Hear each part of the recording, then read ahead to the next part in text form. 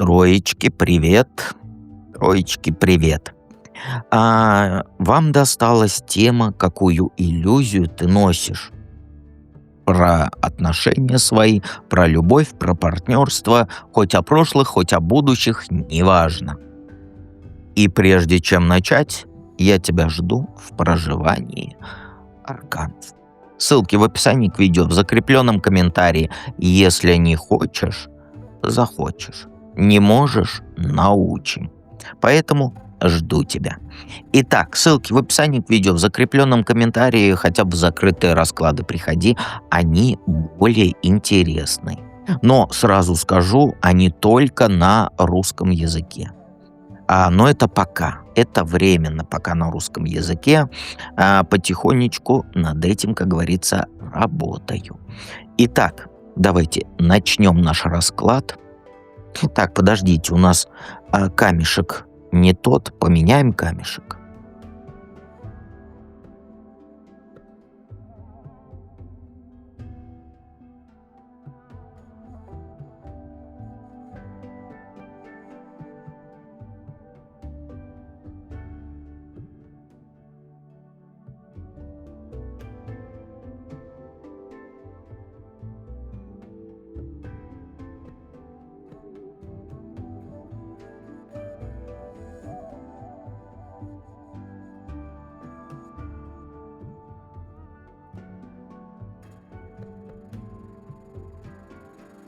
Итак, троечки.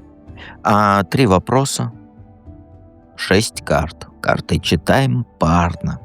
Какую самую большую сладкую иллюзию ты в сердце носишь, да? Про любовь, про отношения и так далее. Ну, знаешь, у тебя в голове такая вот, как сказать, невкусная, а сладкая. У тебя сладкая сказка сидит в голове. Что где-то есть один особенный человек, ради которого вообще не жалко вычеркнуть там прошлое, любую боль перетерпеть и прочее, прочее. И тогда наверняка вдруг запляшут облака, тогда все сложится красиво. Ты как будто живешь с идеей, что любовь настоящая, она обязательно должна прийти после тяжелой какой-то драмы. Что сначала тебя должны Я извиняюсь, чуть матом не сказал. Что сначала тебя должны разломать, растоптать, бросить, а потом наверняка вдруг запляшут облака. Появится тот самый, который все ранки твои залечит, поцелует, на ручки возьмет, и это буду я. Вот ты прям так и думаешь, это дед, по-любому. Я только деда люблю, но это ты правильно мыслишь, но мы говорим про твои фантазии. И ты вот на полном серьезе веришь, что ты столько лет из отношений уходишь через полную разруху свою внутреннюю. Это типа там подготовка к настоящему. Что все вот эти истории, типа ушла, но до сих пор болит, это ступеньки к великой любви. И ты держишься за эту картинку. Что человек придет, ради которого станет не жалко всего вот этого адского опыта. И тогда наверняка вдруг Да что ж ты такой, а? Старый хрен. Ну, у меня это... Я не знаю, почему она ко мне прилепилась. И вот тогда, когда вот этот вот новый человек смысл принесет в твою жизнь, и поэтому ты впускаешь сейчас в сердце только тех, с кем можно проиграть вот этот привычный сценарий, то есть сначала душевный трэш, потом надежда, что вот сейчас точно меня вот вознаградят, да. И ты реально веришь, что любовь без драмы — это что-то там несерьезное, детское, и вообще не стоит внимания. Что если внутри тебя не разносит, если не кажется, что жизнь на кону, значит, это не то. И еще одна сладкая штучка, пироженка. Ты себя убеждаешь, что ты умеешь отпускать. Что ты уходишь, когда становится больно, что ты не цепляешься. А по факту ты уходишь только телом. Внутри ты остаешься там, где тебя добили. И ты носишь в себе вот эту точку, где все оборвалось как доказательство, что ты способна на большое, вот это искреннее, эфемерное чувство, большая любовь. И эта иллюзия, она очень удобная. Пока ты веришь, что твоя ценность измеряется количеством вот этих пережитых катастроф в любви, можно не смотреть на то, что нормальных, живых, спокойных отношений у тебя нет. И не было.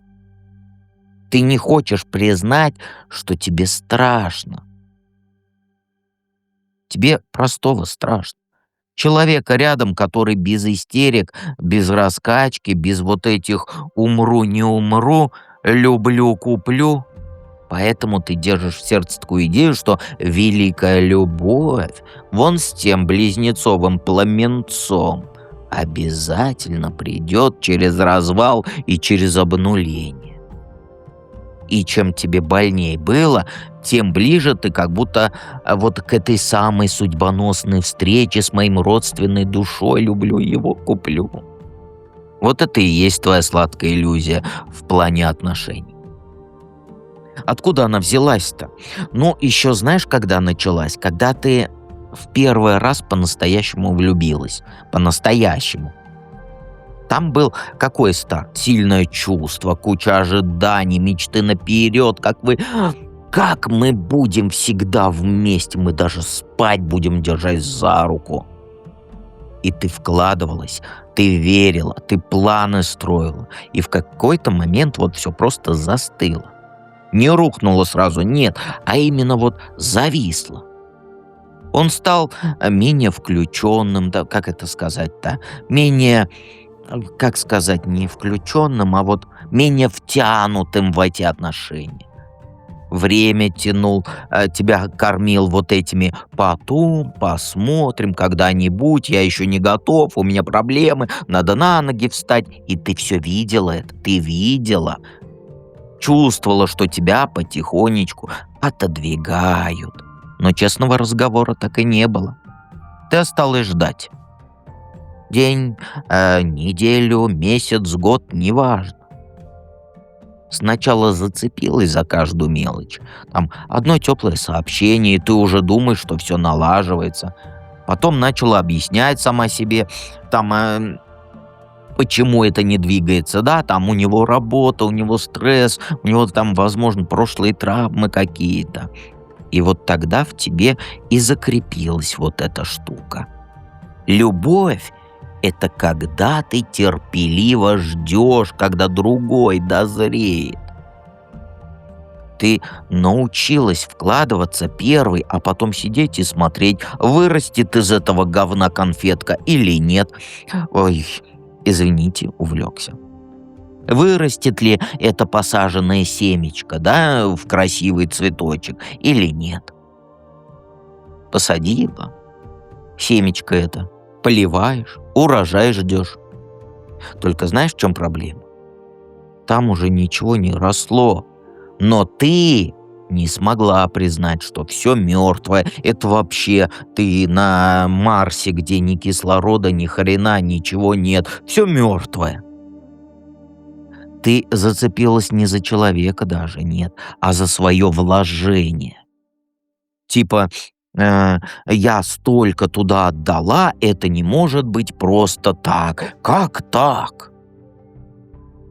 А потом, когда вот все окончательно развалилось, и тебя реально разнесло эмоционально, ты вывод сделала: раз было так больно, значит, это была настоящая любовь.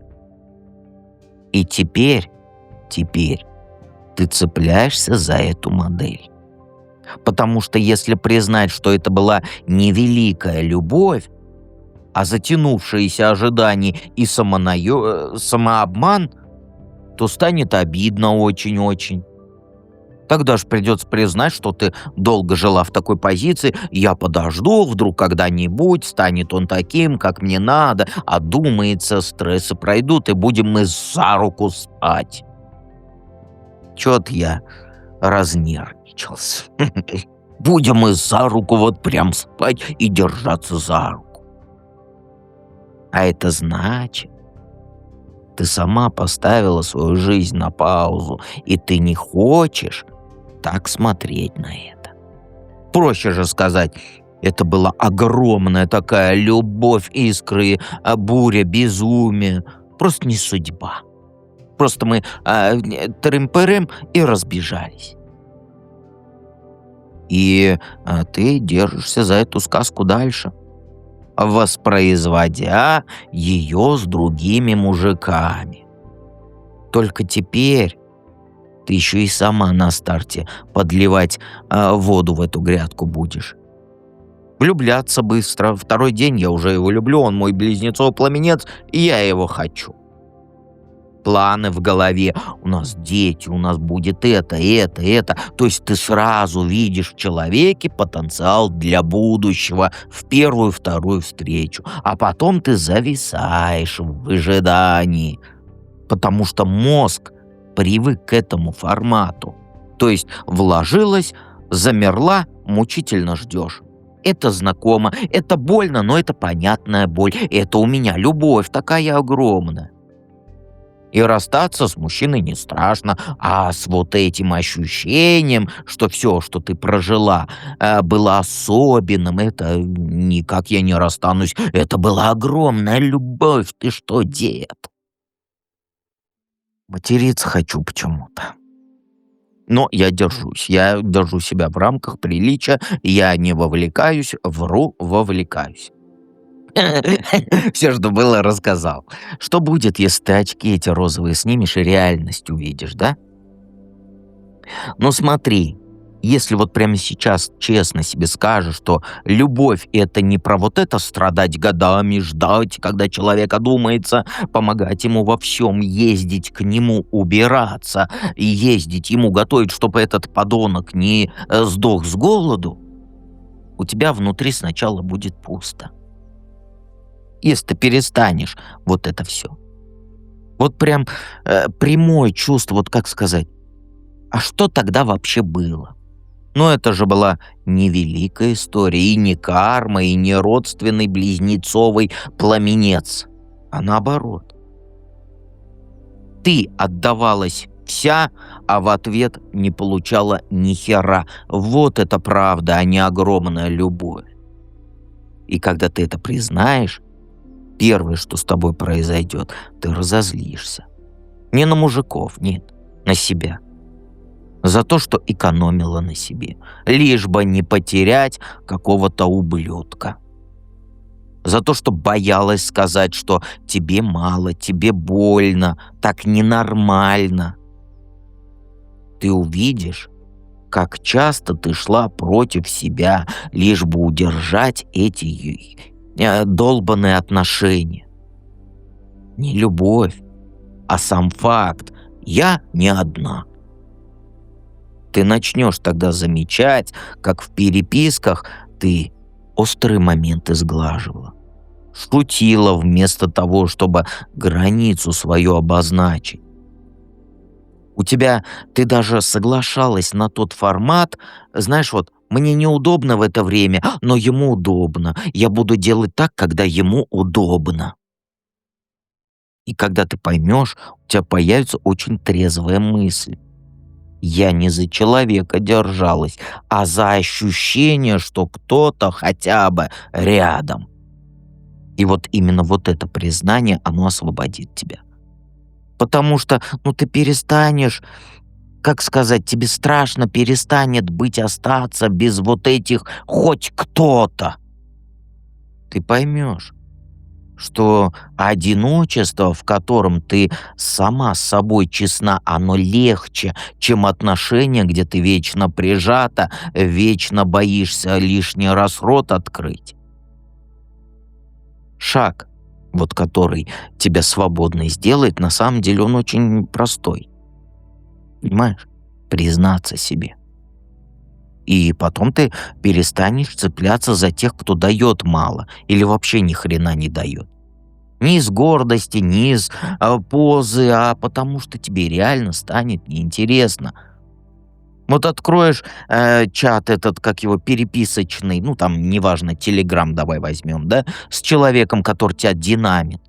Посмотришь на сухие вот эти «как дела?» один раз в неделю пишет тебе. И увидишь, это не любовь огромная, это просто привычка держать тебя на поводке. И не будешь ты устраивать разборы. Ты не будешь писать вот эти сообщения длинные «ты меня не ценишь». Ты просто перестанешь туда вкладываться. Уберешь оттуда свое время, свое внимание, свои эмоции, свою энергию. А вот освободившееся место у тебя, которое внутри, оно сначала будет казаться тебе пустым, там, дырой, не знаю, и неважно. Но через какое-то время туда начнут заходить другие люди, не герои драм. Они тебе нахер не упали, эти драмы, а нормальные живые мужики. Те, кто сам пишет, кто не пропадает, кому не надо заглядывать в рот, чтобы, как говорится, понять, чего он хочет. И ты будешь уже не голодный, не вот в этом формате «возьмите хоть как-нибудь меня». Ты будешь выбирать. И вот тогда у тебя шанс появится на ту самую любовь без вот этой всей тягучей боли, понимаешь? Где ты не ждешь годами, где ты не выжимаешь из себя, где ты не догоняешь никого, а идешь рядом с человеком, с которым, ну, не нужно воевать за его присутствие в твоей жизни.